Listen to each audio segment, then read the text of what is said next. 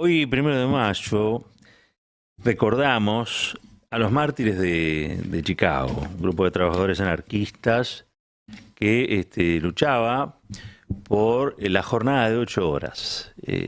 Estamos hablando del año 1886, una protesta para conseguir ese objetivo, una represión de hechos de violencia. Luego son acusados, son 8 los acusados, de los cuales 4 fueron ahorcados y uno se suicidó. Estos eran trabajadores anarquistas que reclamaban para tener una jornada acotada en un momento donde la explotación se descargaba en jornadas de 18 horas, 16 horas, 14 horas. ¿Mm? Eso es lo que recordamos el 1 de mayo. Paradójicamente, esto ocurrió en los Estados Unidos. En los Estados Unidos, el Día del Trabajador o la Trabajadora es otro día. Es el primer lunes de septiembre. El Labor Day se llama allí en los Estados Unidos. Como todo, pensando en reescribir un poco la historia.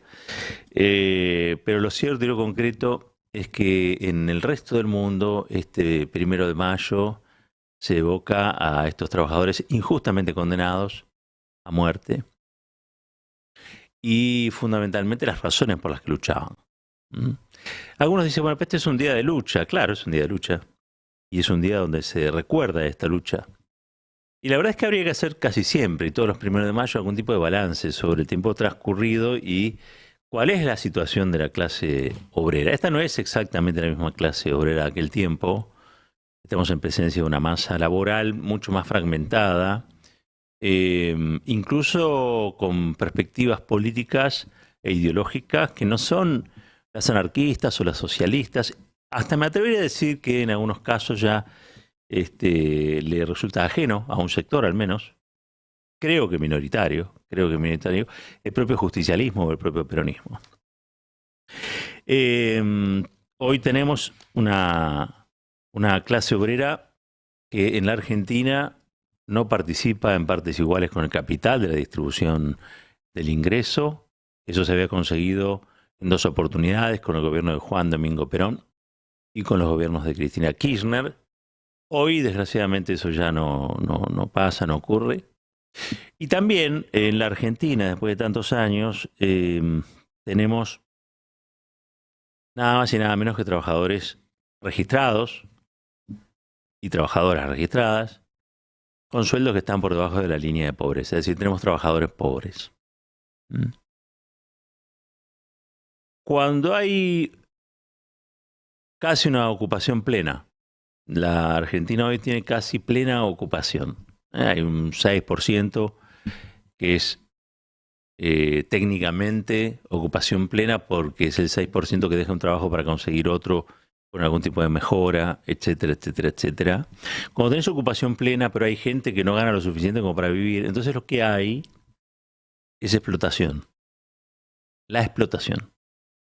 Y también está la autoexplotación. Las 8 horas famosas por las que peleaban los mártires de Chicago, hoy también, por vía de la práctica y la necesidad, se vuelven a romper. Hay gente que trabaja 10 horas, hay gente que trabaja 12 horas, hay gente que trabaja 14 horas. ¿Para qué? Para sumar algún ingreso más que hagan posible llegar a superar la línea de pobreza o a llegar a fin de mes. Esta es la situación de la clase obrera en la Argentina. La clase obrera hoy, o un sector importantísimo de la clase obrera, tiene no solamente problemas para llegar a fin de mes, sino tiene serios problemas para pagar un alquiler, tiene serios problemas para comer bien, vestirse bien. ¿Por qué? Porque las cosas están muy caras o porque para comer bien incluso necesitas más dinero que para comer mal. ¿Sí? Esta situación se da bajo un gobierno peronista. Este es un gobierno peronista. A que le guste decir o recordar que alguna vez Alberto Fernández dijo que era socialdemócrata. Bueno, eso es parte del color, del chiste. Este es un gobierno surgido del peronismo. El presidente es a su vez el presidente del Partido Justicialista. Así que hablemos en serio. Este es un gobierno que subió con los votos del peronismo y es un gobierno peronista de origen. Me cuesta, sí, y ahí sí puedo entender las críticas, cuando uno ve estas estadísticas, reconocer al peronismo en estos números.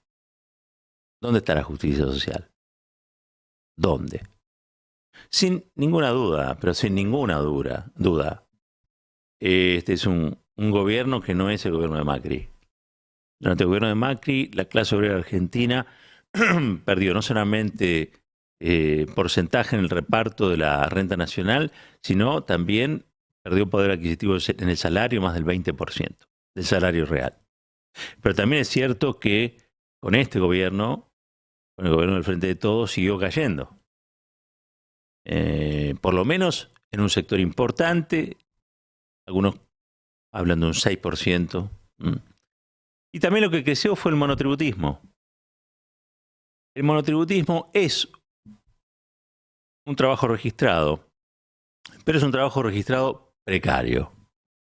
Los ingresos de los monotributistas son ingresos precarios, ¿sí? Habrá alguno que no, hay distintas categorías, pero la gran mayoría de los monotributistas tienen trabajos muy precarios. Desde ya, eso no habla bien de la situación de la clase trabajadora en el país, fundamentalmente entre los jóvenes, que son los más castigados por la precariedad. Una precariedad que se viene instalando de hecho, que no constituye una reforma laboral en términos de leyes, pero que sí constituye una reforma en las relaciones laborales, en el día a día, donde muchas veces sindicatos que son mucho más poderosos dejan de hacer solidariamente por los que son menos poderosos.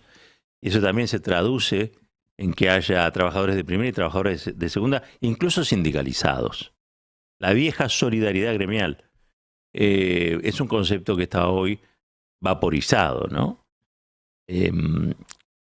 ¿Hay una duda pendiente de la CGT con respecto a la situación de los trabajadores? Para mí sí, sin ninguna duda.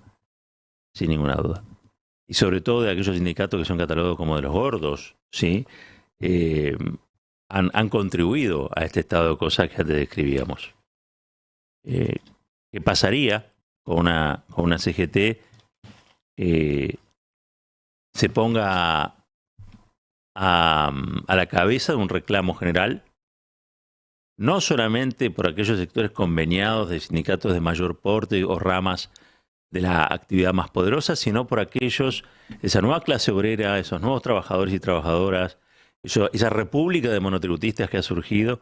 ¿Qué pasaría si, por ejemplo, esta CGT, que se dice peronista, recuperara aquello que Perón consagró el 24 de abril del año 47, que es nada más y nada menos que los derechos del trabajador? Yo los voy a leer porque quizá sean conceptos que permitan a muchos y a muchas que están, 24 de febrero del 47, a muchos y a muchas que están esperando algún tipo de respuesta del sindicalismo. Bueno, aquí tienen qué cosas reclamarles a aquellos que no reclaman. La proclama peronista sintetizaba 10 derechos básicos. El derecho al trabajo, primero que nada. El derecho a una justa distribución. El derecho a la capacitación en los trabajos. El derecho a condiciones dignas de trabajo y de vida. El derecho a la salud. El derecho al bienestar. El derecho a la seguridad social. El derecho a la protección de la familia. El derecho al mejoramiento económico y el derecho a la defensa de los intereses profesionales. Podría ser, en principio, un buen plan, no para un gobierno, pero sí para la conducción de una central obrera. Recuerden, ¿no? Porque acá nosotros tenemos una CGT a la que le gusta hablar de cosas que le exceden en cuanto a decisiones y habla poco de aquello donde tendrían que plantarse como corresponde, pero nunca pudieron recuperar el pie o la vertical desde que voló el atril, y eso les dañó la autoestima profundamente, ¿no? Estamos en un 1 de mayo donde vemos naturalizado el anuncio de que siguen aumentando el tren, el colectivo. Por supuesto, esta es una situación inflacionaria grave y en un contexto de explotación, porque cuando hay plena ocupación y el salario no alcanza, entonces hay explotación. Esta palabra dice mucho. ¿Por qué dice mucho? Porque permite describir una situación que, si no es descripta por esta palabra, pasa por otras que son menos elocuentes o que incluso sirven para disimular el estropicio en el que vivimos, ¿no? Eso es muy habitual. Entonces te dicen, no, bueno, los sectores vulnerables. ¿Qué sectores vulnerables? Sectores vulnerados. Bueno, los sectores pobres, no, son empobrecidos. No están en esa situación por una cuestión climática, por la corriente del Niño, por el calentamiento global, por el agujero de ozono. No, no. Son decisiones humanas las que construyen una realidad que es ofensiva a los ojos de cualquiera que trabaje. Por lo tanto, sería interesante que empecemos a llamar a las cosas por su nombre. El otro día Cristina, del Teatro Argentino de La Plata, mencionó a la concentración empresaria como uno de los motivos de la inflación. Y la verdad es que habló de concentración. Esa concentración lo que permite es que existan monopolios, que existan oligopolios y que exista cartelización. Son tres palabras clave para atacar a los formadores de precio y su avaricia. Si no se las menciona, entonces el problema no tiene la gravedad que tiene o no se le asigna ese problema la gravedad que tiene. Y por lo tanto tampoco la urgencia y por lo tanto tampoco la solución. Esto es lo mismo. Lo que está ocurriendo en la Argentina se llama explotación. Hay una explotación de los sectores del capital sobre el sector del trabajo. Y hay una dirigencia sindical que se dice peronista, que actúa como sidecar de los sectores patronales, pero no como punta de lanza de los reclamos obreros para recuperar eso que se consagró en los derechos de trabajadores ya por el año 1947. Esta es la situación.